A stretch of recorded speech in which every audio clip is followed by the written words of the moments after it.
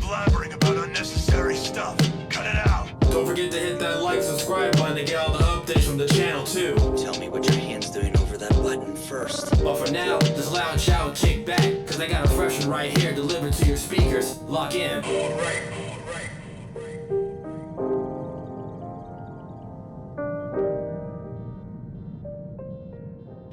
All right, here we are. After a week break, I had my birthday shenanigans. We went to a couple concerts. We've lived a little bit of life. We've learned a lot along the way, and it's the friendships that matter. I botched that. It's that people at shows fucking suck. That's right. It is episode 102 now. Made it part of the Century Club. We did it, man. We're close to retirement. As you can tell that we're kind of over this. How rich we are now. With us today, we're very excited to have a returning guest. We had a little bit of a mishap last time he was here due to a power outage, but it is local Christian's brother and CrossFit enthusiast. It's Davian.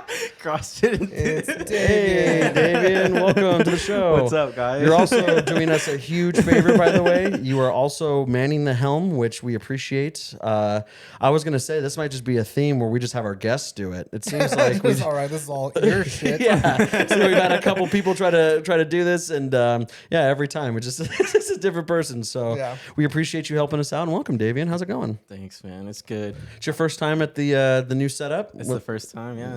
New house. New house. New setup, more stuff. Glowing up. Roadcaster. That's right, man. We're taking over the world. We were just discussing our infinite knowledge on fitness, as we all, As you can tell, we're all pretty peak huge. specimens of humanity. I don't here. know. I did do a 80-pound preacher curl today. If I don't, not to 80 glow. pound preacher curl? I did. 80 Like pounds. like bar? Yeah, it was the Okay. 80 pounds. I have 80 pounds. You're gonna have to prove that later. I will. I'm a little sore, as you can tell. I'm nice and pumped right now. Was it on a machine or was it free weights? It was the preacher curl machine. Machine. Yeah. No, but I made sure that it was just the one. It didn't have the Next you're gonna tell me you do cables. what's that? Is that where you do the thing like It's just cable. the Bowflex? It's just for me. I've always been like, I always make jokes about how like free weights are like peak. Like if you could free weight anything, do it. Yeah. Right. And then like second is cables, right? Because cables give you a little bit more stability. And then last is machines. Like if it's a dedicated machine, I'm just like, the machine's doing half the work for you. I don't know, Davian. Do you feel like there's a real concernable difference between like those three things? I like it all, honestly. Like when it comes to lifting for stability, I like the free weights, but like tension, like when you're lifting with cables, it's like the tension's always there. Like when you're going down, it's still tension, When you're dropping the weight freehand, you can just drop. So it's kind of different. It's just the tension of everything. If you suck, maybe. I go slow. I'm like, Oh yeah, did you gotta make burn the whole way. That's the right way of doing it. otherwise you break your arm. Yeah. Davian, what is your exertion noise? How does it sound? I'll go next. Don't worry. I'm like a screamer. I was gonna say, Really? I'm a screamer. I go like, ooh, like Really? like I'm a big breather because that's what I was taught like by my weightlifting coach back in the day. Like, And I'm assuming your dad. no, it wasn't my dad. It was Kavika. Shout out Kavika. Yeah, he's the one that taught me about hydraulic breathing. You guys ever heard of that? Yeah. no, Yeah. I don't know what that is. Why don't you explain it to Christian as if he's never To the heard of it laymen before? here who Yeah. definitely are not in this room. All right. So it's pretty much like anytime you're going against gravity in a lift. So like, Yeah. squat, deadlift. Anytime you're going against gravity, you want to breathe out. So take your deep breath in. Like, so if you're doing a squat, Yeah. So usually when I breathe out, Okay. That's cool. I told Christian that because Christian was like, "Oh, my biggest problem is that I don't breathe," and I'm don't like, breathe. "Dude, like you scare me." I squint, dude. I shoot out like a little Everybody has pressurized. it. Yeah, see, Is that what you do? Everybody has their little. No, dude, I said already on the show that I have the most embarrassing. Like, I sound like I'm just getting it from the back. Like, I feel like my back's getting blown out because, like, especially when I do. Did he say he was gonna hit from the back? Yeah, dude, like when I'm doing like incline chest press.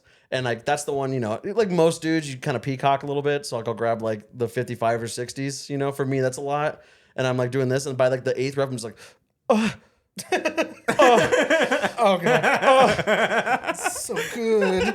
like yeah, so it just looks like I'm busting nuts, like, and like because one time I was when I lived in California, I was at a gym and I don't remember the name, but because I go to Planet Fitness, which has no free weights other than dumbbells, and then they have they got the bars. They have bars, but only up to like 60 pounds, right? So I think it was LA Fitness because they have a whole area for like deadlifts and stuff like that. And I remember like the one time I was doing squats with my uncle, I was like, psh, and I went up and I was like, yeah, like that, you know? And I was like, woo, yeah. And I high-fived him. As I turned around, I was like, uh-oh. Like, I was like, I really felt like just like, like, I was like, and I watched those videos of those dudes doing that where their like knees are buckling and shit and they drop it and they just fall. And I think that's why I'm afraid to like yell. That was me, dude. When Jacob made me fireman carry him the other day. I did it. I got him up there. Whatever. I'm sure you did. But tell them the aftermath when you're done. But yeah, my legs were like shaking, dude. Like, yeah, I was buckling. But yeah, and then I threw out my back. It still hurts. He texted me. He's like, look. It was like almost a month ago now. You crushed my spine. Yeah, pretty much. Yeah, dude. I got him up and I was.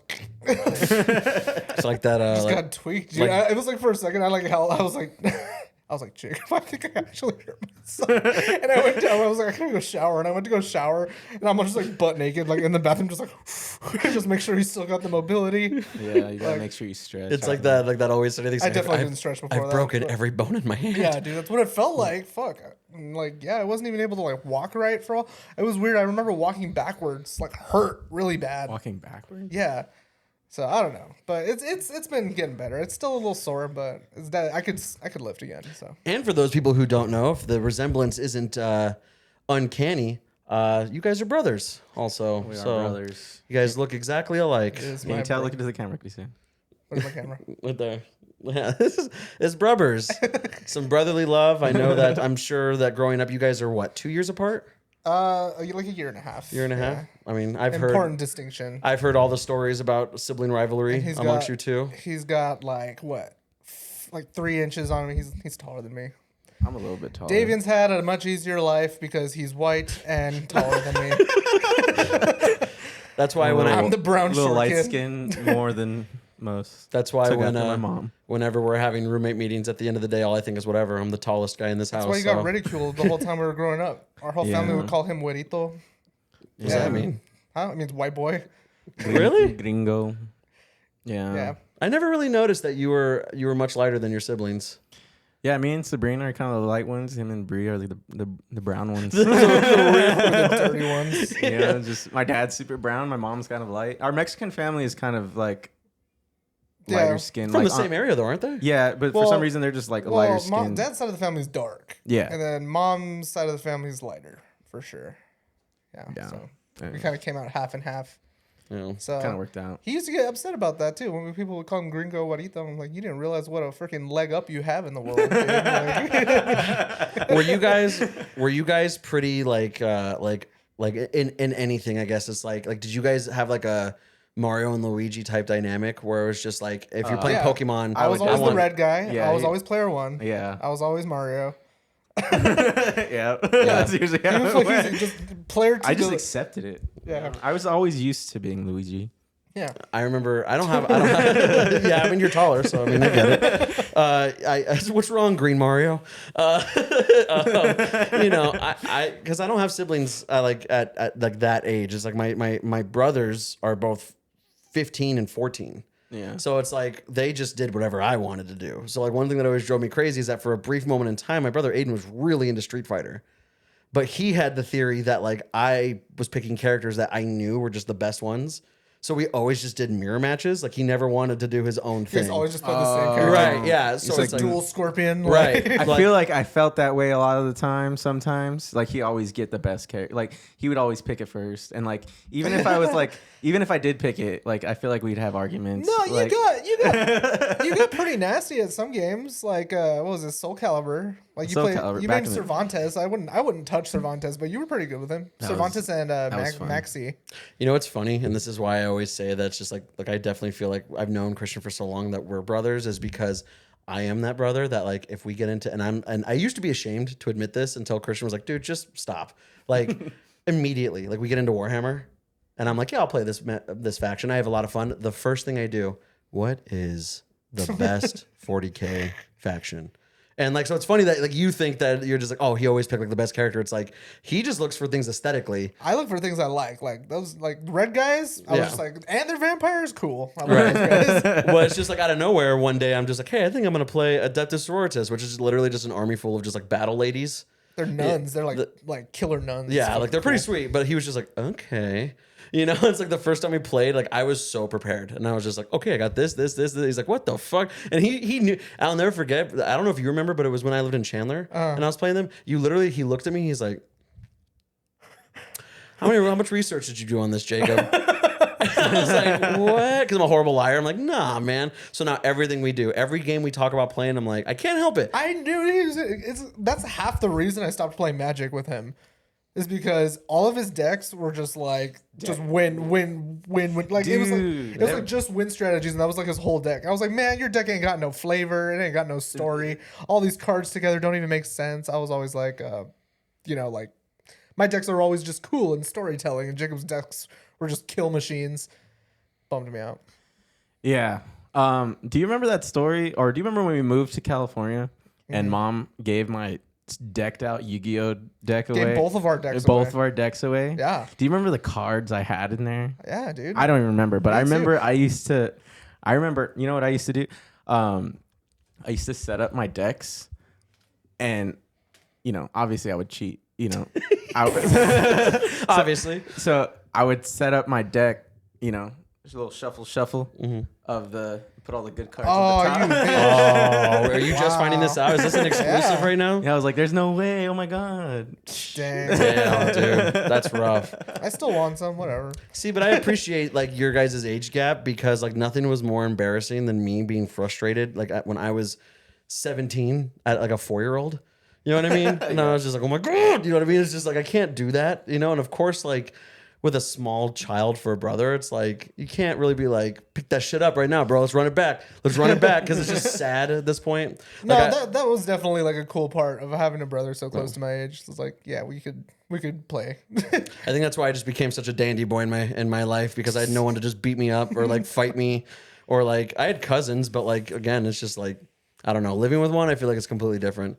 My older sister used to kick the shit out of me when she would come visit. We have a cousin, and he's like your age, like exactly your age, and yeah, he's pretty much like a third brother to us, like growing up, because like, you know, we always like were at my grandma's house or at his house or something.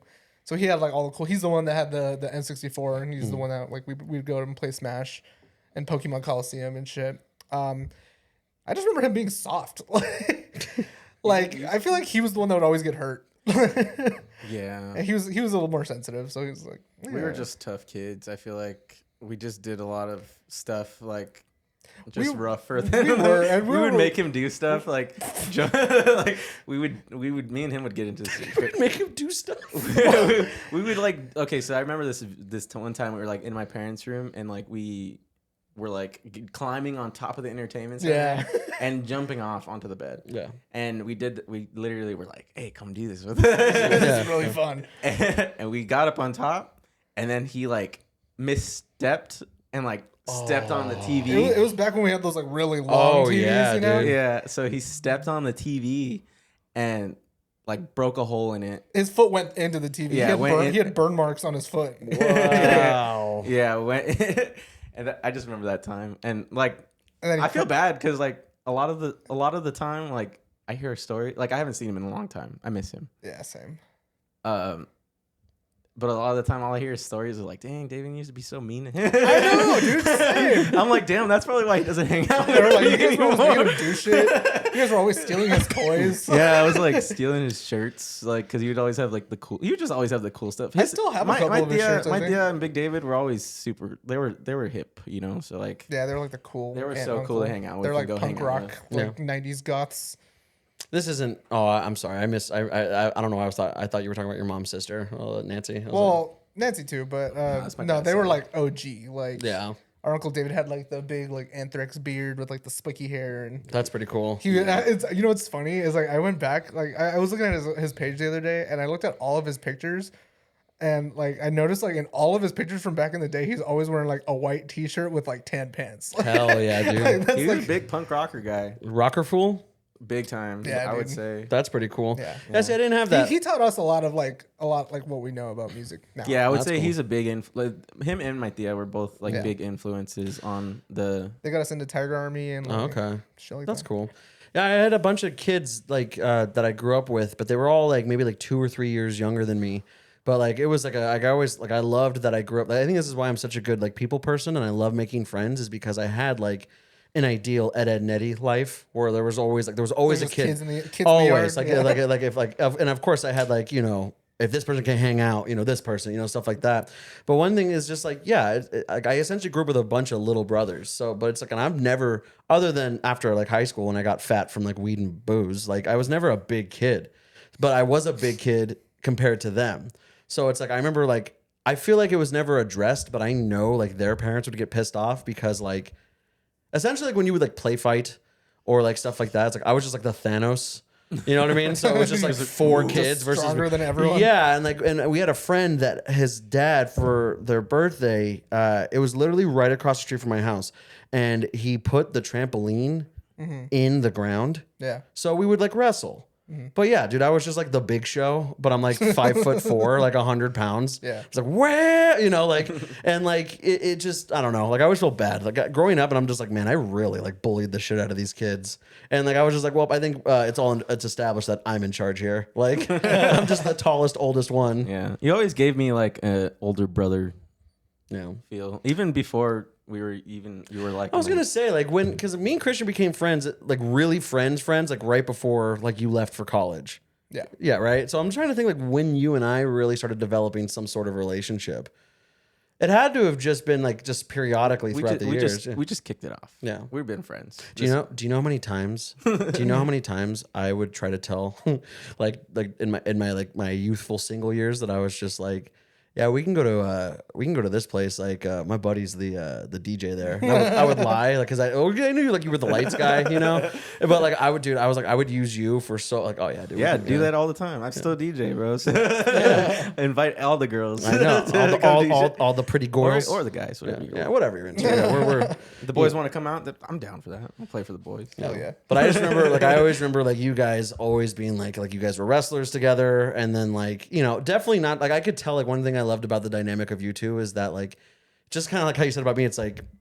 In the like no disrespect, it's like you were like the little, like I could see like the little brother vibes, and like you at one point I'm pretty sure you were like taller than me, and you were definitely bigger than me, but like you were always like my little brother Davian, you know what I mean? And like I always thought it was funny because it's just like it reminds me of like that Borat thing. It's like I get a step, he get a step. It's like Christian gets a long board, Davian wants a penny board. Like it's very like aesthetic. Like I love Davian. Like No, yeah, there definitely was that like rivalry growing up, but I think like after we like both graduated and kind of like started becoming our own like adult selves, like that went away. Hey man, we can say what we But want. like definitely like when we were both on the wrestling team at the same time, like there was some shit. Oh, going for on. sure. I can't even imagine. You guys are just pent up teen. Not only are you just the horniest you've ever been, but you're also just the most roided out that you've ever been. Yeah, and he and I were like similar weight classes too. So I think a couple times like did you and I ever wrestle off like for a spot? Yeah. So actually, that's a good story actually. Oh really? So my sophomore year, when I was like getting like peak into wrestling, well not peak, but like my peak of wrestling I think was like That was where you were like, sophomore getting into junior varsity year and shit, right? Yeah, so that's what I was gonna say is like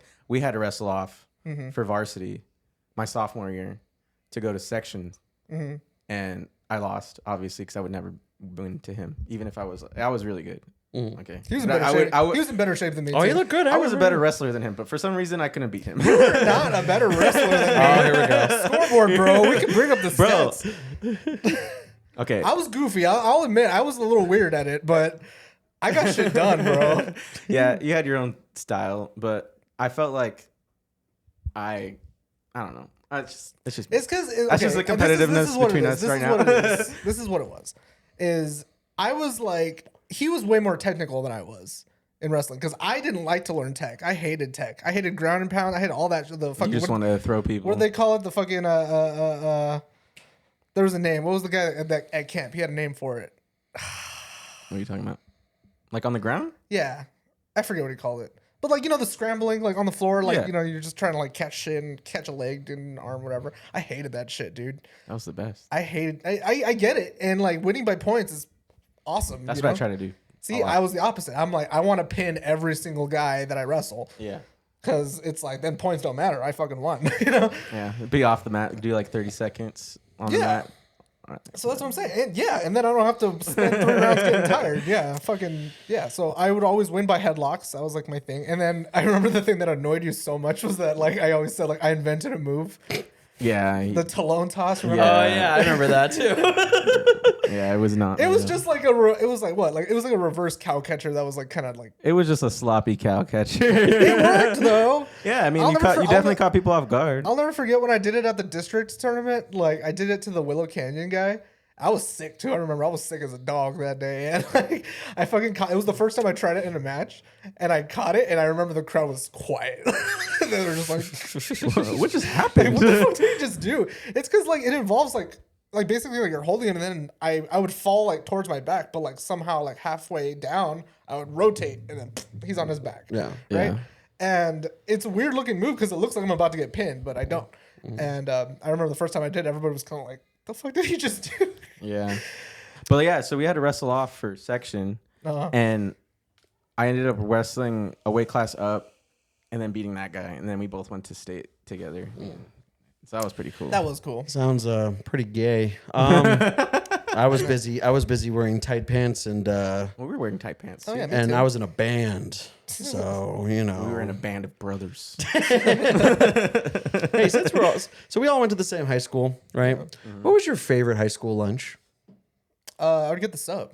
The sub? I would get the sub The and nasty cold cut prison Yeah, sub? but I would crush my chips on it. It'd be delicious. That's what everybody did. Dude, oh, and there were always It the was diet good. chips, like the diet hot Cheetos or the baked hot the Cheetos. baked Fucking Lay's. lame shit. I mean, when you're at school, anything smash. What about you? What was your favorite, Davian? My favorite was probably, I mean, I would get the pizza often just because it's, it's hard to mess up pizza. Even the pizza wasn't that good, but, ranch. Pizza's pizza. Ranch and pizza. Yeah. That's pretty much what I got. Chicken sandwiches. Yeah. Yeah. Cookies. I would always buy Dude, an the Arizona cookies. tea. Yeah, same. The cookies, The dude. peach tea. I It's think different. If I drink the Arizona peach tea now, dude, it like throws me back to high school. Yeah. For Yeah. Sure. I remember that. I think the meal that made me into the gelatinous blob that I am today is hands down because you know how I am with it's no secret about the mac and cheese and applesauce. Yeah. I'm obsessed with salty and sweet. It's my favorite thing of all time. So I don't know. Mac and cheese and applesauce. So I don't know if okay, so you're not familiar with this, but ever since I was a kid, one day I just was eating my mac and cheese and like dino nuggies, and my mom gave me like a side of applesauce. I used to be one of those kids where I could not have anything touching. Like I didn't like it, right? But one day, I guess I don't even remember what the origin is exactly, but I must have just like went to go eat some mac and cheese and it fell into the applesauce. And I was like, well, I'm not going to waste this. And I ate it. It was the best thing I ever had in my life. Now to this day, it's not as bad. However, A, there's always applesauce in that fridge. B, I will reward myself every now and again with like some Velveeta, like mac and cheese, some applesauce. But at school, the thing for me was that I would get one of those chicken sandwiches and then I'd put a cookie Oh my god. in the chicken sandwich. And then I would just eat like 2 of those. And that was hands down. Like to this day, man, I can't even think how many times I've had the what's your last meal conversation. I genuinely believe that my last meal, like when I really think about it, is 2 Tyson chicken sandwiches with 2, they have to be those like all-encompassing, like like they weren't The like big real cookies, the like big the big- cookies. You put them in the thing, and then I just want those legendary fucking slushies that they had at school, and I would have 2 of those in a slushie, and I'd say call it quits, lights out. Do you remember, or were you guys still in school when they took away the slushies? Oh yeah, when we were freshmen, I never got the slushies. So when we were freshmen, they used to be like the big cups, but there would be like people who would like throw them at people, or like when we were all kind of like looked like just like cattle going into the classes, they would just like hand grenade like and so they put them in like the little Dixie cups. Like after that, yeah. So that was a huge. I remember like food fights, and they were like, "We're taking away your slushies." Yeah, dude. Yeah. that sucks. I don't know. I wanted to bring that up. No, I mean, the sandwich thing kind of traumatized me a little bit. I'll never forget. Like, back to wrestling real quick. It was I forget what it was. I think it was like, coach had a list of like people who like needed to make weight or people who were like right there, and I remember like we had like an early, like, it was like one of those, like, you're, instead of going to lunch, you're going to practice, and I remember I was like, I can squeeze in a lunch real quick. And I went and I had my sandwich, and I was like on the cusp of like not making weight. And I was trying to like down my sandwich real fast, and I just feel Coach Kitchen's just big Hulk hand just like squeeze my shoulder, and he pulls my hair and like drags me to the restroom. I was so scared. That's horrifying. I think that's one of the days I had to wear a trash bag. Damn. They made you do that? They didn't make us, but I was gonna say, I'm like, I don't think they were allowed to do that. they didn't make us wear the trash bags. I never did. I never did a high school sport. But one of so me. I was watching Goosebumps, like the new Goosebumps show that's on Hulu. It's all right. I mean, it's just like a nostalgic. Oh, I remember these books. It's okay. But there's this scene where like one of the characters is like the star quarterback or whatever, and he's having like these like weird visions of essentially just he's like hallucinating because of the thing, and he's like just fucking up, and the coach is like, God, what are you doing out there? Gosh dang it! Like get your head out of your butt and get in there. I was like, dude, that is not real writing. I don't remember who the coach was at the high school team, but I remember that guy needed a quarter in the fucking swear jar. That dude in front of children of all ages was just like, get the fuck in. Like, dude, he was. And I remember like I think we talked about on the show, like an old friend of mine, Diego. I don't know if you remember Diego. He would tell me like, cause he was on the football team. Yeah. Yeah. And he would tell me like, yeah, they'd go into like the room, like the locker room at halftime, and he would go in there and he would like do like the fucking embarrassing thing, you know what I mean? But he'd go in there and all quiet go, you happy about this? Do you know what they're doing out there right now? I don't want to. They're R wording you. I'm gonna because I don't want to bleep it later. But it's like they're R wording you. They're R wording your family. They're R wording your girlfriends. And you're just letting him do it. And like, I remember I wasn't there obviously, but he like, when he was telling me that, he was like, and I was laughing so hard. Like this is high school football. You know what I mean? Like I like to imagine that if like, cause we live, our roommate does have a child and he plays football now. And every Sunday they do football and our roommate says like, oh, they're looking for a new coach.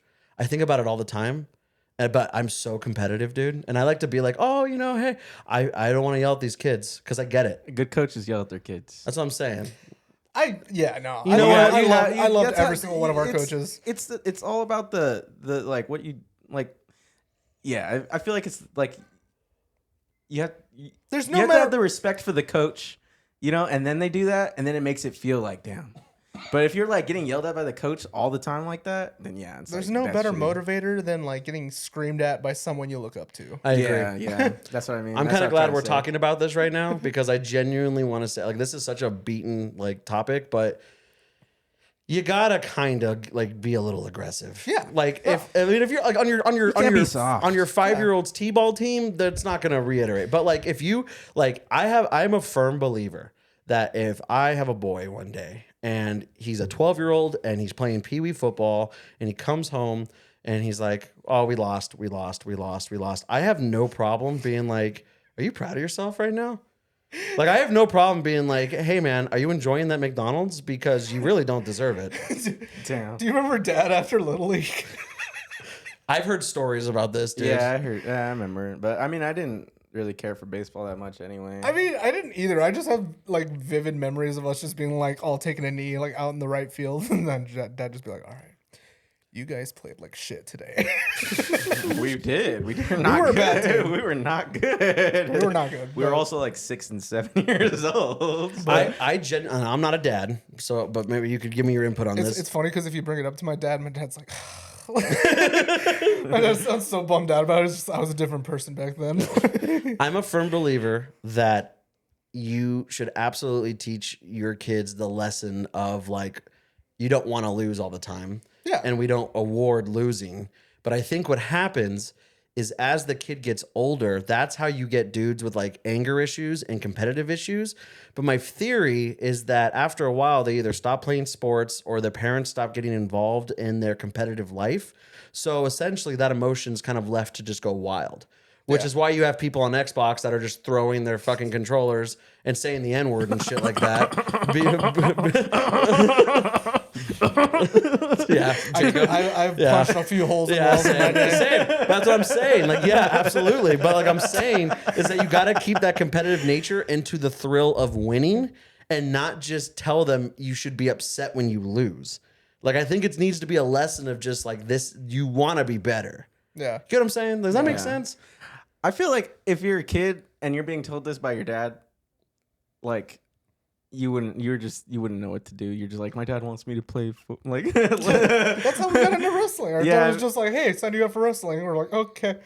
Yeah, I mean, I don't regret that, but I mean, there was times where I didn't want to wrestle anymore because of the coach, you know, and it was a different coach, but you know, I still did it. But it's like at that point, like I can understand like, you know, having respect for your coach and doing stuff like for a coach that you actually respect versus a coach that you like, this guy doesn't know what he's doing. See, my dad never like yelled at me. Dang, I just remembered what coach it was too. Yeah. Was it friggin' Woody? Yeah.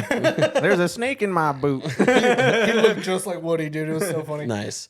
And my dad never yelled at me. Like, and I'm not saying that like, oh, I'm different because of that, but it's like I know my dad was fucking bummed, like watching my middle school baseball team lose to Verado, like 15-0.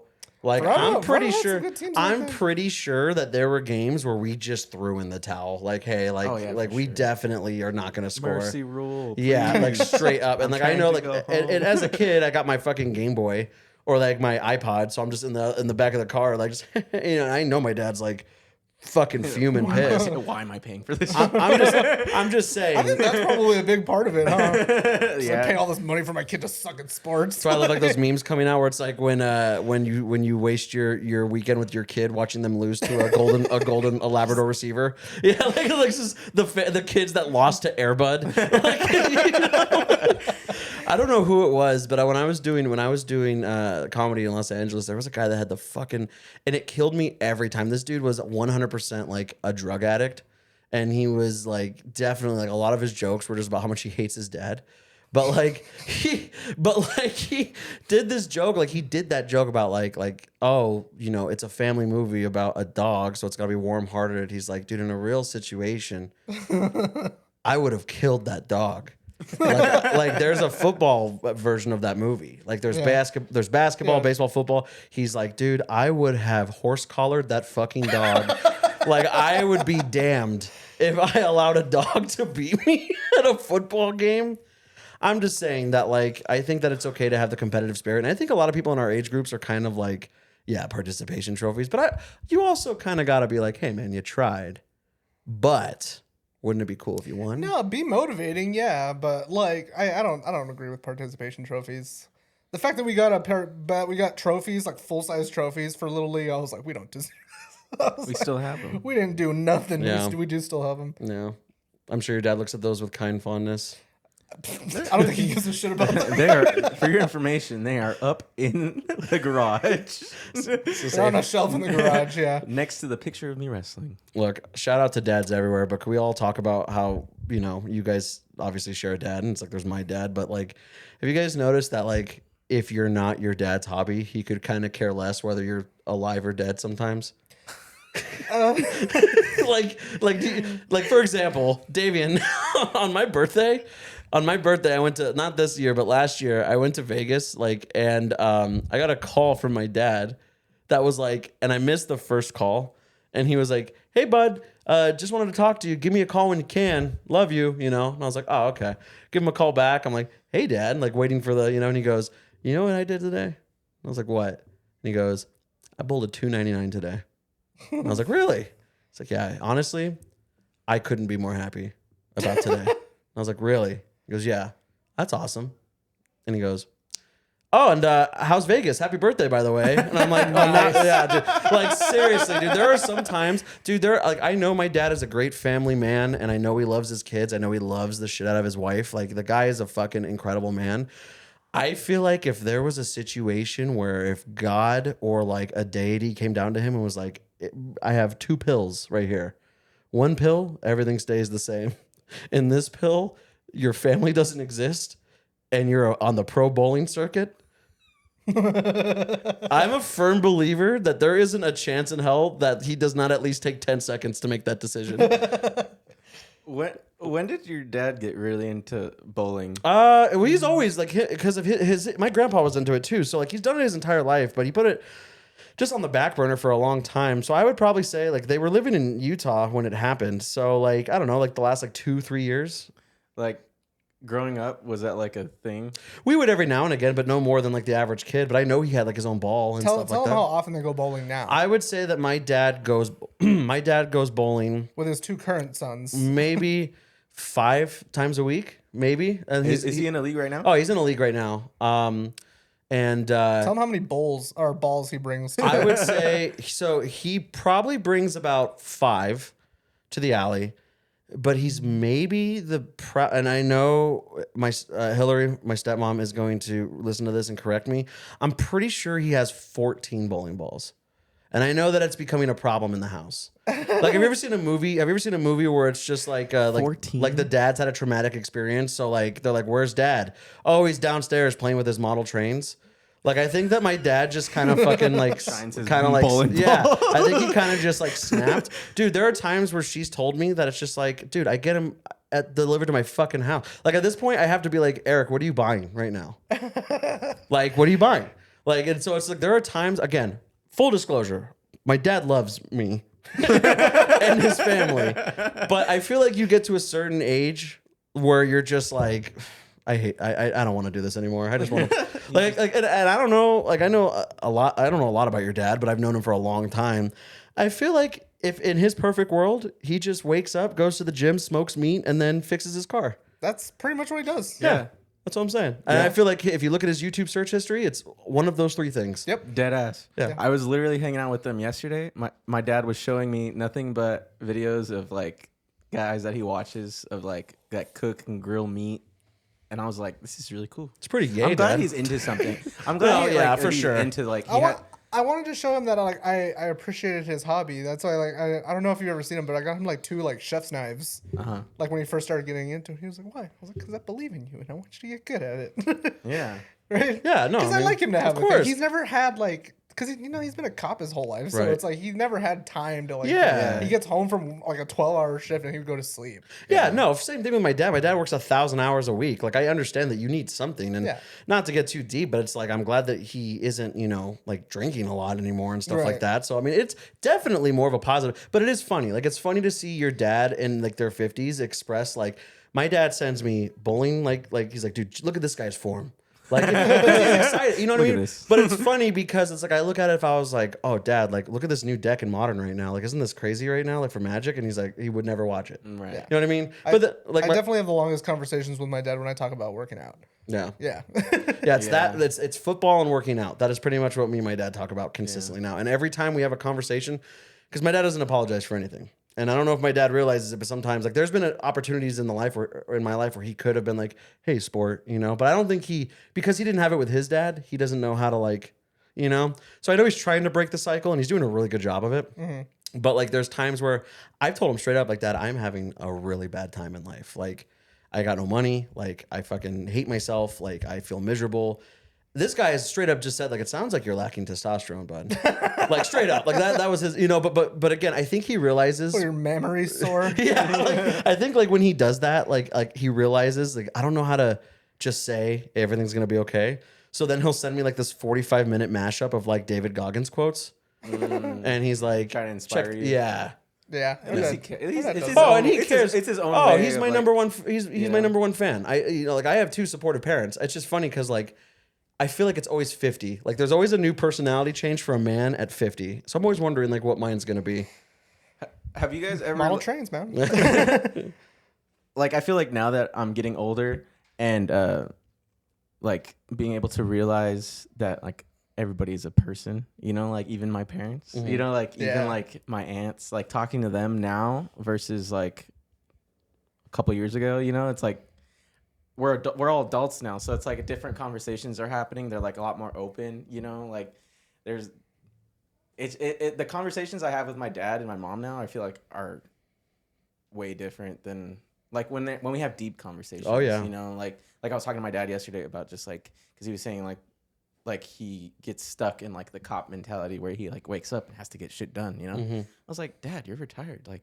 he's like, yeah, I know. I have to remember that like a lot. Like I have to tell myself. I'm like, yeah, Dad. But there's also nothing wrong with like getting shit done. Like, Right. you know, like you got your shit done now. Like go have some fun. You know, like I think a lot of the problem with our dad is that he just, you know, he stays at home. You know, he needs to go out and do stuff. I want like I like I was talking about it yesterday. I told him that he needs to just like stop thinking like everything's so far away, you know? Because like even coming to my house, I'm like, Dad, I'm only 40 minutes away. It's like, what else are you gonna do? He's like, oh, you just live so far. That's like, my mom. You know, it's like it's really not like. But they drive to California every other fucking weekend. Dad doesn't. Dad doesn't. He stays always. True. He always stays home. I empathize with Dad on a lot of that just because I'm kind of that way. Like I don't like going places much. And Right. like, you know, Mom's always trying to get him to go to shows and stuff, and he hates being in crowds and stuff. Yeah. And I feel that too. Like that's why like when we went to this concert, like he was like, oh, we got seats though. And I'm like, oh hell yeah. Yeah, Like, had to get seats. Yeah. I was like super stoked because we had a spot and I didn't have to worry about getting tossed around. I'm just Right. kind of over that part, you know. Yeah. I just want to see music, but I feel that with him because I see like the unappeal of like going to shows all the time and stuff. I want him to like have something that he's into that he can like actually feel like excited to go do. I'm like, Dad, you have so many interests. Like, go do them. Like, go meet people. You know, he's like, Yeah. you know, it's like you have so much time now. I'm like, you're only 50. Like, don't stop thinking like, oh, I'm 50 and retired. Like, you're gonna. But then when he goes out and does stuff, he has a good time. Yeah. That's the same thing with my dad. Like one thing I love about my dad is that he's found the perfect medium. Like the most fun I've ever seen my dad have is when we went to Denver for a Raiders game. Yeah. He had like 2 beers and he was just in his zone. He was joking around, like, and we still took him bowling that trip. Yeah. You know what I mean? Like he still had a blast. But one thing I kind of wanted to bounce off of that, and I don't know if you've noticed this, but like I feel like with both of our dads, like, they've just been hardworking dudes their entire life. I feel like the social cue of meeting people kind of just gets erased. Like Yeah. my dad, in the nicest way possible, I don't think other than like Art, you know, they've been friends forever. And then like, you know, like his friends like Greg and stuff like that, who've been just his friends for 20 plus years. I don't think my dad has made a new friend in the last 10 years. Yeah. You know what I mean? Like, I feel like they're stuck in like this perpetual, like their work associates. Yeah. And I feel like you said, like when my dad's out, he's on it. He's not a miserable dude. Like my dad's the life of the party. Yeah. But there's so many times where I'm just like, I just wish my dad would just meet like a buddy. And it's just like him and his bestie. You know what I mean? Yeah, I mean, our dad makes friends all the time. Like, but I don't think it's ever him that starts it.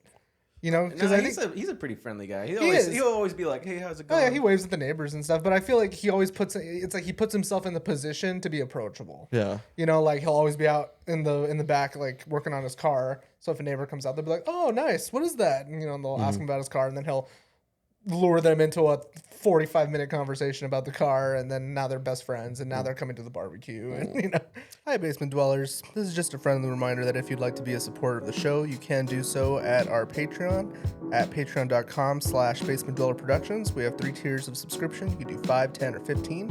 Also known as the Basement Bay. If you do the $15 subscription, you do also get a one-of-one art piece by yours truly. We'd really appreciate it. We could definitely use the support. So, love you guys. Not to completely change gears, but did you go see Suicide Boys when they were here? I did not, Oh, sadly. I did go to a festival recently though. Yeah, how was that? That was a crazy experience. So like my homie just hit me up randomly like one random Wednesday, and it was like, he was like, "Yo, I just won tickets to a festival," and he's like, "But it's in Arkansas." Oh shit! And he's like, "And we have to leave tonight." Oh, So I was like, damn, I gotta. There's no way I'm missing this. Free tickets to a festival. Like, and with the homie. Go have a cool experience at some other state. That I never been. I never driven that far ever. Yeah. could not relate to that in the slightest. It wasn't the greatest experience driving, but I mean, I've never done it, so now I've done it. I've Traveled. Yeah. The fun trip from Phoenix to Arkansas. Yeah, and I mean, it would. You're right. It was terrible. It was so flat. But yeah. But yeah, I just went to a show, and yeah, it was in Arkansas. It was called Wakan Festival. Cool. Yeah. What kind of show was it? It's like a super big bass heavy experimental. I type miss show. those days, dude. This is my boomer brain thinking like I want to go back to like a cool rave. You know what I mean? I want to get out there again. Let's go. That sounds so fun. Like I was just talking about this with another friend of mine, and like I was like, damn, that sounds so cool. We went to go see Baby Metal and Death Claw. Christian's got the merch shirt on right now. Baby Metal. Yeah. Yeah. What an insane. For those of you who don't know, are you familiar with Baby Metal? They're like that. Yeah. What are like a K, like not K-pop, but like Yeah, I mean, they're pretty like much. a heavy metal K-pop band. They're the cutest trio of just like anime girls in real life that just listen, or they just it's them singing to just the hardest like death metal tracks I've ever heard in my life. Yeah.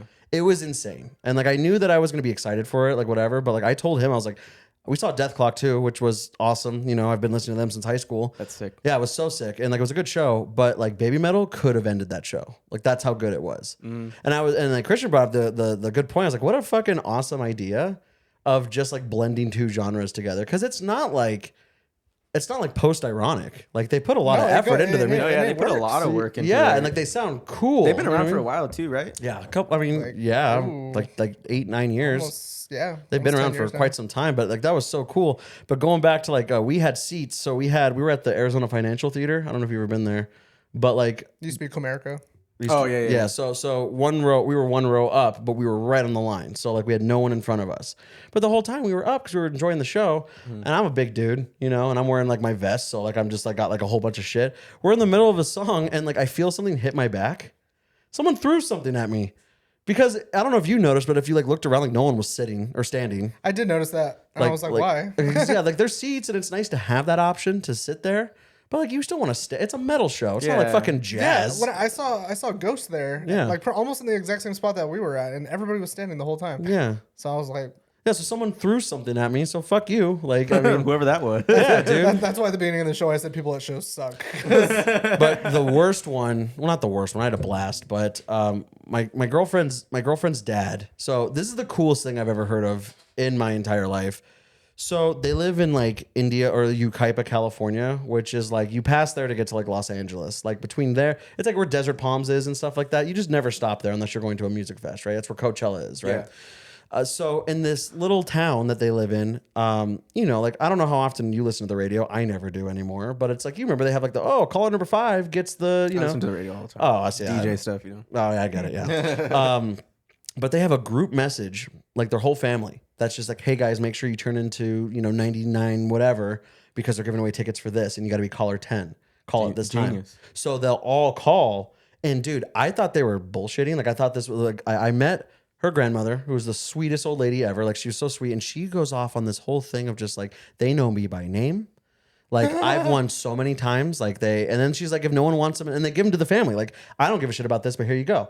Or they sell them. Yeah. And I'm like, dude, get your hustle on. Like that rocks. You know what I mean? But there was this festival called Power Trip. I don't know if you've heard of it, but familiar. it was a 3-day festival. And it was just Boomer Central. Like, so the first night is Iron Maiden and Guns N' Roses. Second night was Judas Priest and AC/DC. And the last night was Tool Metallica. Okay. So we made it to the last night. So we won. So and I'm glad because those festival tickets were like almost $700 a ticket for general admission. Yeah. Pit tickets were like $1,500, right? So it's cool. I mean, it's a big festival. Big you know, bands. Yeah, big, huge bands, and that's why there was so much money. But we're walking around stuff like that. The first thing I notice is that keep in mind the people who listen to this music. I know that there are people in our age group and younger that do enjoy AC/DC, but I think we can all agree that it's people who are 50 and older that tend to enjoy that stuff. So they bring that attitude to the festival. I am hearing nothing but it's hot. Everything's expensive. Excuse me. You know, like people like walking through, you know, like, and you've seen general admission at a festival. It's literally a lawn that you just put on like a blanket. Yeah. You know, and like I'll kind of fast forward to the end of the night. Like there was one time because we met this Canadian couple that were awesome, and like we were hanging out with them the whole night.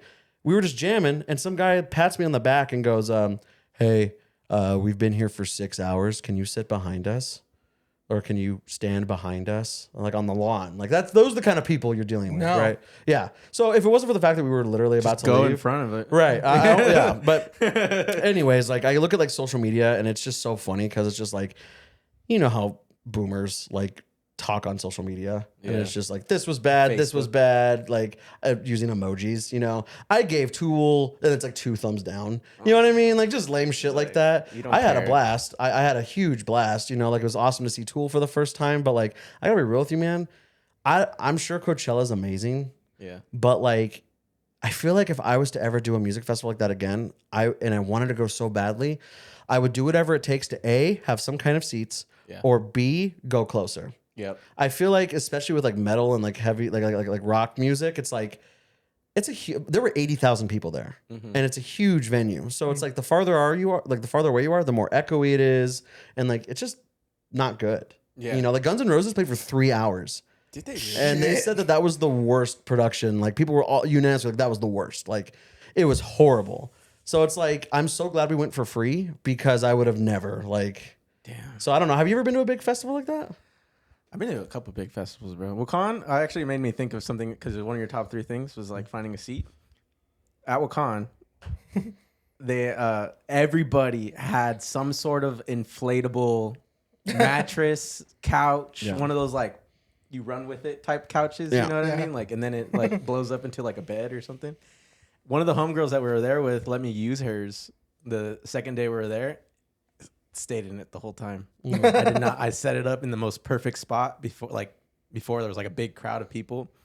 Had a perfect view, and I was just laying there like in this couch thing the whole time. It was one of the greatest experiences at a festival I probably ever had. Like with having that inflatable thing because like bro, I fell asleep.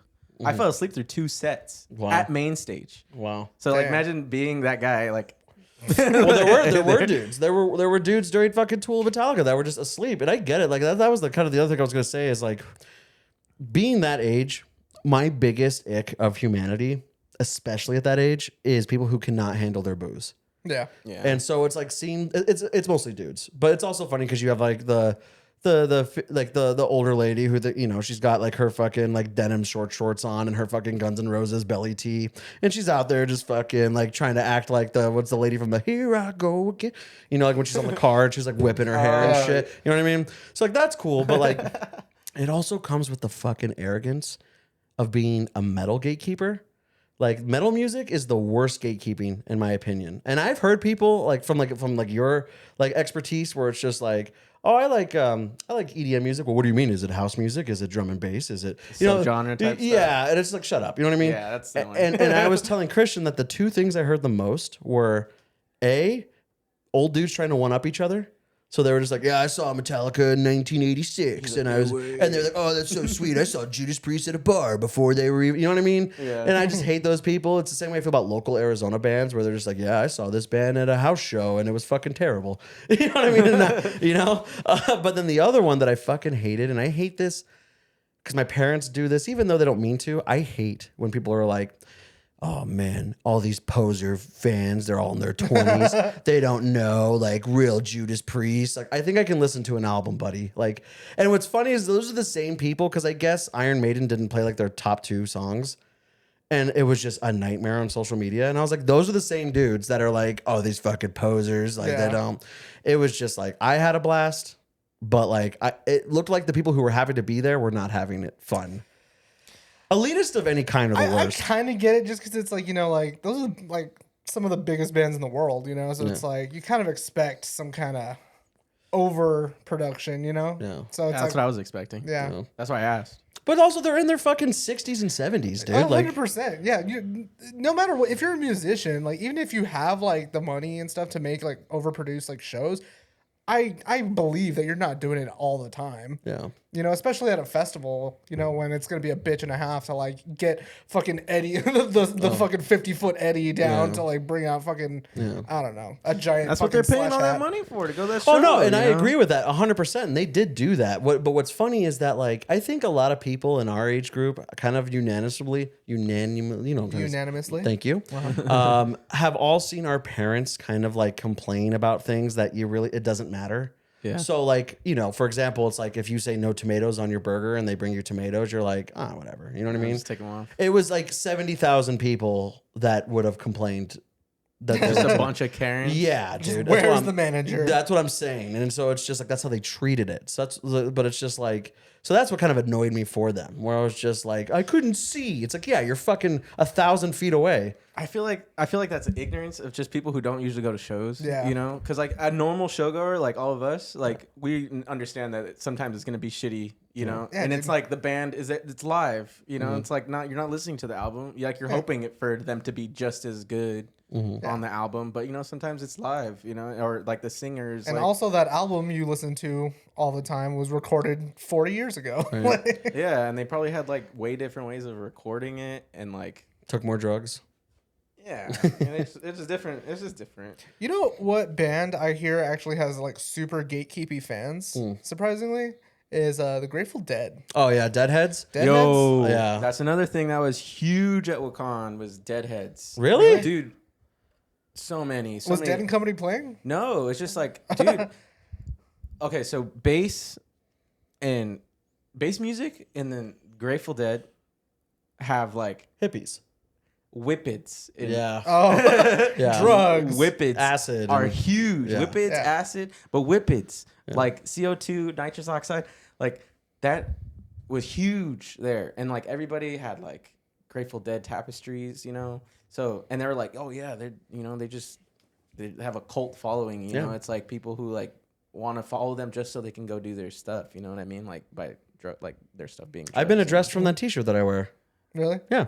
Just have you seen them? No. Oh, all right. No, I bought this at Walmart. Yeah, literally. Yeah, like fuck off. Yeah, dude, that is such a scary drug to me. Like that doesn't like that is the equivalent to me Terrifying. of like sniffing markers. Like it's such a Terrifying, like bro. It's worse than Sniffy Markers. Terrifying. I will not name the person, but I am close with them. That I'll never forget that I was at a party one time and I was already nervous to be at the party.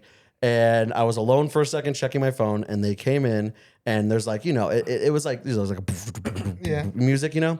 So like I'm in a room where it's like muffled, you know? So it's like that movie moment, but they come in and they go, you know? And they're just kind of like dancing. They go over, they take a hit of weed, they do 2 shots, then they bust out the CO2.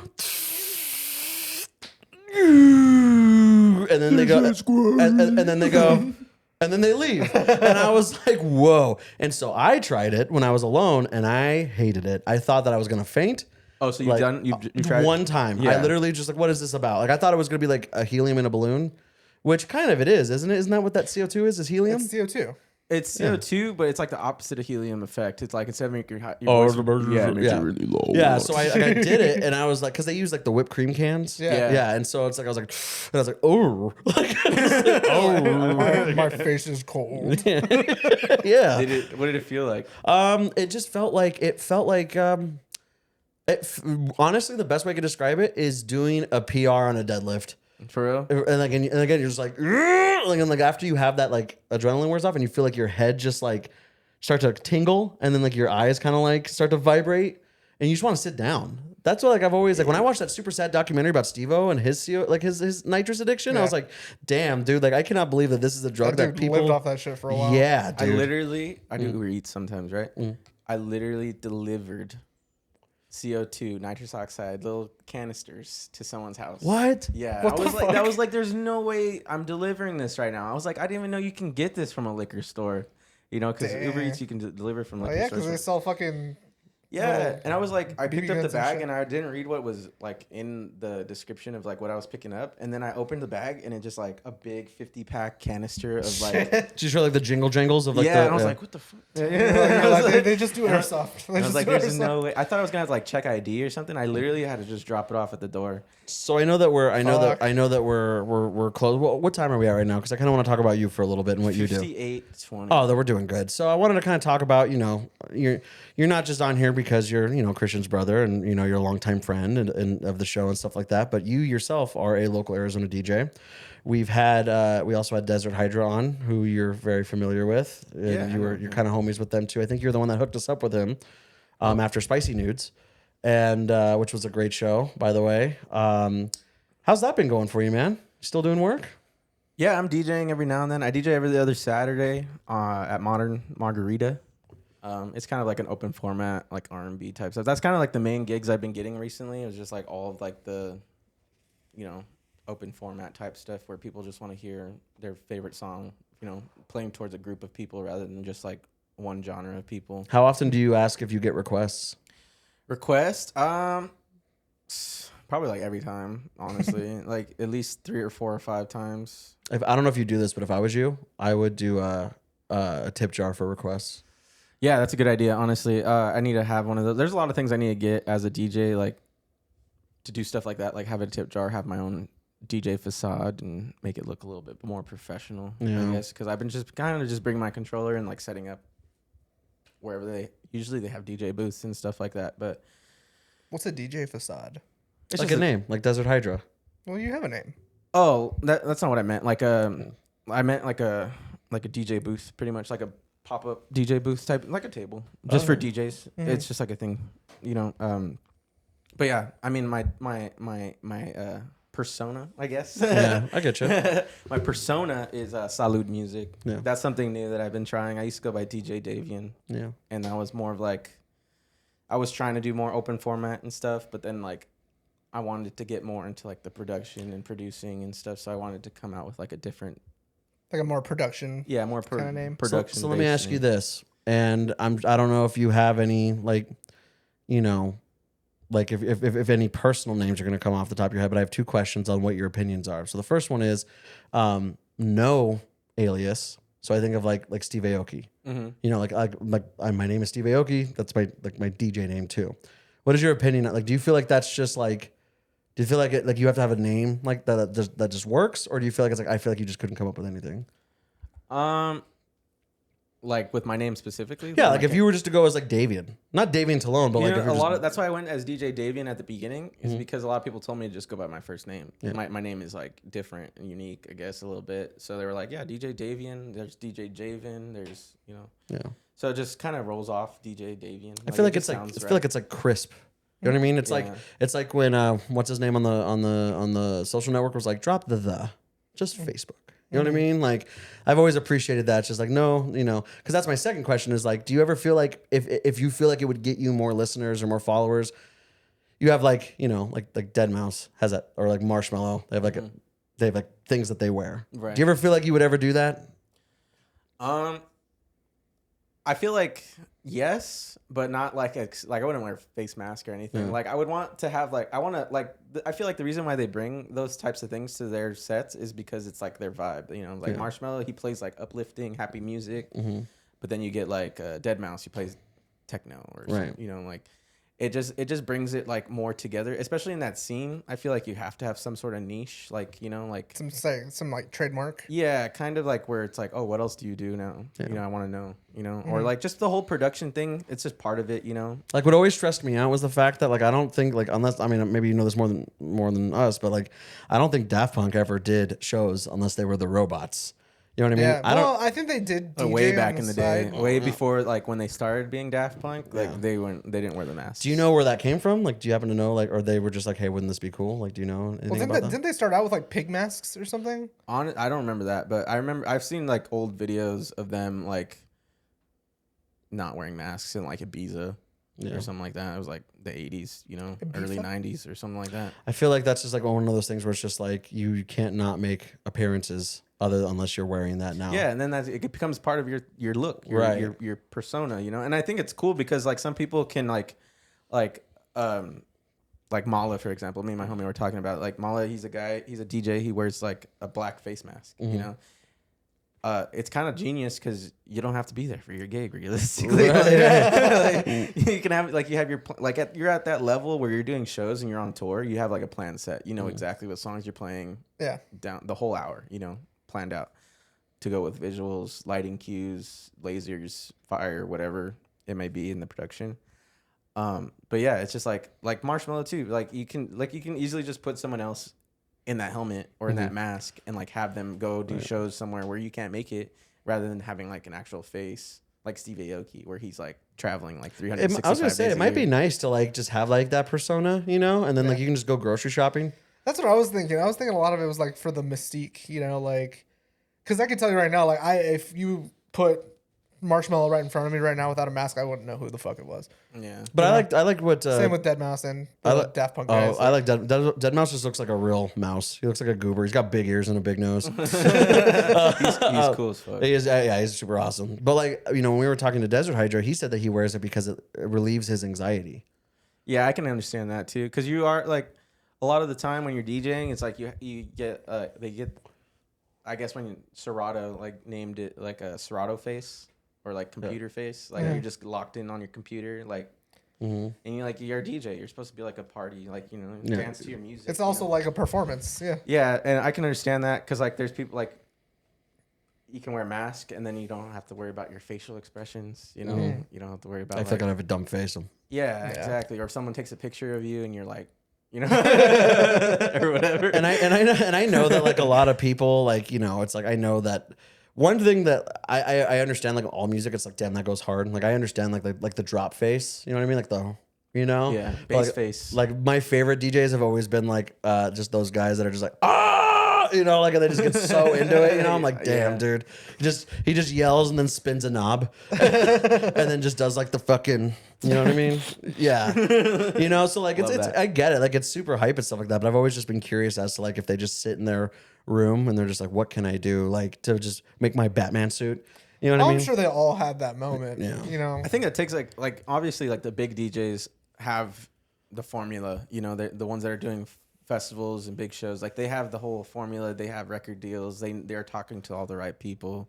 I feel like that has a lot to do with the whole like having a solid image for yourself and like sticking to that. Like the show, like the Basement Dwellers. Right. It's like you have a niche. Yeah. It's like you're trying to follow a certain format. And then like when it comes to DJing, it's like there's a lot of formats, like genres, or it's just about picking and deciding what you want to do, like your vision, I should say, like like Dead Mouse, like it goes with, like it kind of goes with the whole thing, Marshmallow kind of goes with it,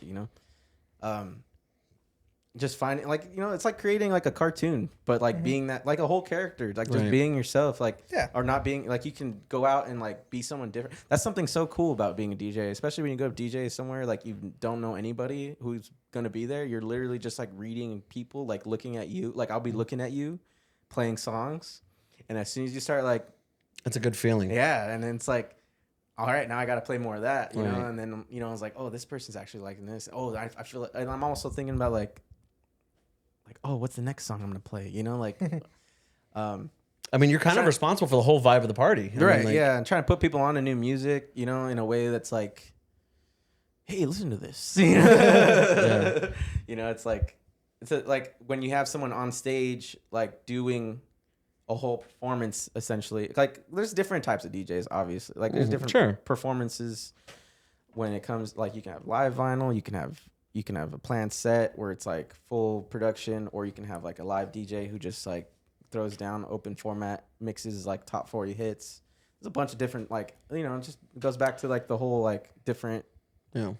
Genres and stuff. So do you ever like is the goal to kind of eventually get to where you are doing big shows, or do you feel like you ever see yourself like you would love to just spend like run out like your 30s and 40s as just like a consistently booked DJ for like parties, weddings? Like is there like an actual like goal for you? Yeah, I mean, like my ultimate goal is to be a full-time DJ. I was telling him yesterday. I was like, dude, I get like a gig. That most I get paid is like I got paid like $400 to DJ a night. Right. How long's a night for you? Probably like 9 to 2. Okay, I mean that's pretty solid. Yeah, it's super solid. And if I did that like 5 nights a week or even 4 times a week, it's good money. So it's like I would like to. And the bigger you get, the more money you can charge. That's why I want to get in more production because I know all the things like visuals, lighting.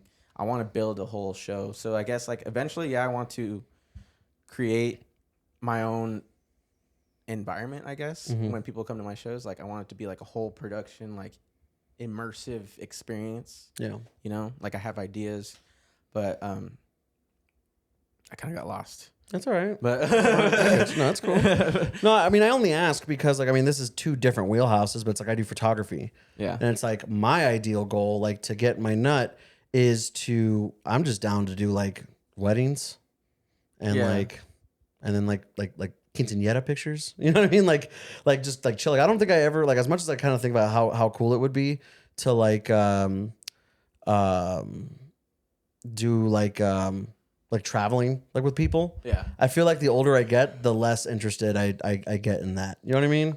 Like, I don't really think I ever want to be like the 45-year-old. I'm sure I'd make good money, but like I'm like doing like a world tour. It's like at that point I kind of just want to sit at my house and have a family and like just do like gigs in my local area. I mean, if I did a world tour, that would be tight. Of course, yeah. I mean, a good experience. You know, probably good money, most likely. But yeah, I would. I don't have a desire to do like to be a big time DJ. I just want to be involved. You know, like I want to throw shows. You know, I want to put people on to like in positions where they can like play on a big stage. You know, That's like, what I was gonna ask you. Because you're talking about how you want to be like consistently booked. Have you thought about like doing like a little mini festival? Like, cause like we kind of did something similar. It's like a ScaredyCon, you know. Our buddies at ScaredyCast did. You know, they had a little thing at a bar. It was pretty cool, and we had it was them, us, and then a third podcaster. A murderous affair. Murderous Affair, yeah. And you know, it's like it was kind of cool because it's like, you know, they helped us like get that like public exposure. You know, probably put some people onto our show, put some people onto their show. yeah. So I'm saying like, it like I'm sure you know enough DJs and you know like planners or people who like orchestrate that stuff where you could probably set up like your own little event that you have like once a year. You know, like have you thought about doing something like that? That's definitely something that I have planned for myself in the future with the whole like throwing my own shows type stuff. I want to be able to like do that exact thing, you know, Yeah. like give people DJs I know, because I know a lot of amazing DJs who just don't get the recognition that they deserve, you know, that have been doing it for years, you know, and I want to put them into positions where they can, you know, do what they love on a big stage, you know. That'd be so sick. That'd be a better feeling than being a DJ, you know. Yeah. Putting all these people like, damn, this guy put me on, you know. He believes in me, you know, and he paid me. Well, but actually, I mean, kind of just to officially, you know, kind of merge the two ideas together. That's kind of how we started feeling about, you know, I don't think we're gonna like ever stop doing our show if this idea comes to fruition. But like, we were thinking about like, and I'm sure we've told like I've maybe told you this before, like. The biggest thing that stops everyone from doing what we do is the fact that I have the equipment and they don't. Yeah. You know, so it's like I just put myself into debt and bought cameras and nice mics and stuff like that. But there's every single day there's someone who's like, oh, I'd love to start a podcast about cooking or sports or, you know, but it's just like, how do I do that? Like, you know, where do I go about this? Like, oh man, that costs this much money. Fuck, I don't have that.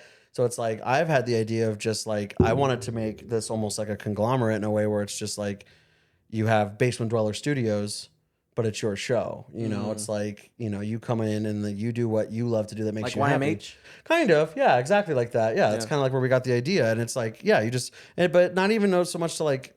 Eventually, I'd like to think we're gonna be buddies, but it's just like if someone has a great idea, and we meet them, it's like, oh, if you want, like, talk about it. Yeah. You know, like I've been doing work. I've been doing audio and video work for this esthetician company, and essentially, like they were like while I was doing the voiceovers the other day, they were like playing around because I brought the mics and stuff like that. And they're like, "Oh, this is so fun!" Like I feel like, you know. And by the end of the night, they were like, "Oh, we should do like a podcast about like the trials and tribulations of like esthetician / working for yourself, like local business." It's like, yeah, man, anyone will listen. Like you have like any topic has listeners and a lot more than you think. If we have fans, you'll Right. have fans. Right. You know, so it's like that, like, so yeah, I totally get it. Where it's just like, I love that you love the idea of watching other people succeed. And it does you a little service of just like, I helped them. Not in a way where it's like, I fucking made you, but it's more so just like, I'm so glad that I was able to get you off of your feet to do something that you love, that at one point you thought was just Yeah. a dream. Exactly. I think it'd be so sick to have all the homies on the lineup and like have a big stage with like full production and just throw a kick-ass show and just have it like, I just like, yeah, that would just be the coolest thing ever. And like, yeah, just putting people on and like having the people, like you said, like having people who have the equipment, you know, who are also interested in the same things. Like I wouldn't be where I'm at knowing all the stuff that I know if it wasn't like the people that I, you know, allowed me to touch their expensive equipment. You Shout know out what I mean? Renzo. Shout out Lorenzo, battery low. Shout out. Shout out. Yeah, him, fucking my homie Queso, Gmo, Bing bang, flip flop. all the you know, just start naming them. Yeah, just like growing and like learning all the stuff that I have, like it just makes me want to do more for them. You know, it's I want to. That's what the main goal you gotta is. build Is each like, other up. yeah, same thing with you guys. It's like I always tell you like I want you guys should do this. You guys should do, you know, just like I want to bring you guys on. I want to put you guys up. That's just how I am. I see it in people. Like I fuck with you guys. I fuck with the podcast. Like it's so sick that you guys are doing it. Like you took that step, you know? That's what I want to do for like the DJs who are like, you know, especially now, like especially with everything that's going on in the world and everything's so fucking expensive and like you got so many things to worry about. It's like this is the opportune time to like focus on your passions and like, you know, and I know that's easier said than done sometimes, but it's like, you know, like Christian's a fucking amazing artist. And I know that one day he has a bad day at work and he's like, you know what, fuck this. I'm going to get myself a fucking canvas. I'm going to paint a magnum opus, like, because it's like therapeutic. It's like, you have to do that. And I think that Phoenix, and I'm very biased, but it's just like, I think Phoenix is such a mecca of so many great ideas, regardless of whether you're DJing, you're a live band, you're doing podcasting, you're fucking Twitch streaming. It doesn't matter what you're doing, but it's just like I've never experienced such a welcoming, all-encompassing community of whatever it is that you do. Mm-hmm. I don't think we've really ever had anyone that's like, this sucks, other than us, like a couple episodes. that's always how it is. I think you're right about that. I honestly see Phoenix as kind of becoming like almost like the new LA, you know? Because LA, like, I don't know if you've been there recently, it just kind of seems of like the rotting carcass of like what once was. Of Hollywood. Yeah. So you know, it's Mark like, Wahlberg says Las Vegas is the new LA. no, Las Vegas is Las Vegas. But no, I just get that feeling of like in Phoenix, like Phoenix is very like progressive in a lot of aspects. It's not so much in others, but you know, it looks like it does like downtown Phoenix like totally embraces like local artists and musicians and 100%. you know, shit like that. So it's like you really get that vibe of like something new coming out of a city that used to be boring. Yeah. You know, There's just a lot of like different. There's a lot of different people around here, like, you know, like that are into certain things. You know, going back to like the little niches. You know, and it's just like it's about going into those places and like talking to people and meeting them and like having the conversation. Like, you're into this, I'm into this, but I also do this. You know, it's like it gets people like Networking, man. Yeah, networking, pretty much, essentially. But like also building relationships with friends. You know, and like are actually making friends that are into the same things. You know what I mean? Like having friends that other friends that do podcasts, or like it's just like you can bounce ideas off of each other, or like, hey, what do you do with this, or like equipment, or dude, we became fast friends with Scaredy Cast when they came on. Like, yeah, because they had some sort of knowledge, right? That we were like fucking around and joking something. like before the show even went on, and then after the fact, like we hung out for a couple more hours over some beers and like had a few Yeah, one of the first things they said was just like, "What the fuck is this setup?" Like, damn. Yeah, like they've never experienced, you know. That is kind of like a cool feeling. Like, I mean, it was all him, but like it's cool. Like when we have people come in and they're like, "Oh shit," you know, like this is legit. Yeah, right.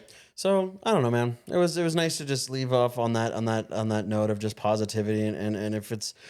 I've said this 1,000 times and I'll say it 1,000 times again. Like, we can be silly and stuff like that, but this is all just because me and Christian just have a dream to just be fucking goofy. Like, and it's just like whatever it is, like big or small, like fucking go to obtain it. Get on your grind, just man. on the fucking grind set, man. One of the best things Davian ever told me, and you told me it yesterday, but you've said it to me before, is like you have like that like tenacity to like just get what you need. Mm-hmm. So like you told me yesterday, you were like, I just start every day and I have to go, how am I going to make $500 today? Yeah. You know? Yeah. And that's a crazy mindset, dude. Yeah. Like that's insane. Like it's not like it's unachievable. Like it absolutely is, especially in your line of work and stuff. Yeah. But it's like, that's an awesome way to think about stuff. Like, yeah, just how am I going to get my nut today? Like, you know? Yep. And like I said on the last episode, like one of my favorite quotes I ever heard was, "The grass is greener where you take care of it." You know, like instead of thinking about other people's success and like, oh man, I wish I had that. It's like, focus on where you're at, you know, and you can get there, you know. But we'll go ahead and wrap it up here. I could have talked for like 3 hours. It's giving me can so talk much anxiety that the forever. roadcaster's not right here, so I can't see what time we're at. You know, Davian, I'm so glad the power didn't go out this time. It was such an awesome episode. You know, we love you. I love you like a brother, and it's Love you always too. awesome hanging out with you and having on the show. If you want to plug some socials, where can people find you? All that fun stuff. I'm on Instagram, pretty much everything at Salud.music. So follow me. Come to see me DJ. Anything coming up? I DJ the 28th and next Saturday. So Modern Margarita and Kona. If you want to come check me out, it'd be cool. Cool say, beans, man. Hell yeah. say you saw me on the Basement Dwellers. Fuck yeah. That'd be tight. Oh yeah, dude, that'd be super tight. But I wanted to say real quick before you wrap it up that I appreciate you guys a lot, yeah. and that I love you guys a lot, and I miss you guys a lot. we miss And you too, I'm man. glad to hang out with you guys and do this stuff with you. Absolutely. And- I'm glad we made this work. And for all you listening, thank you so much for tuning in. We appreciate you more than you know. And have a great old night. We'll see you next time. Bye. Later.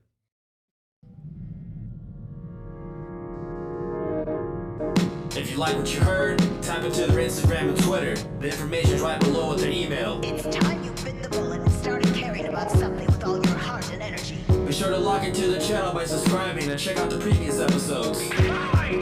But until then, we'll see you next week with a new one. We out for now.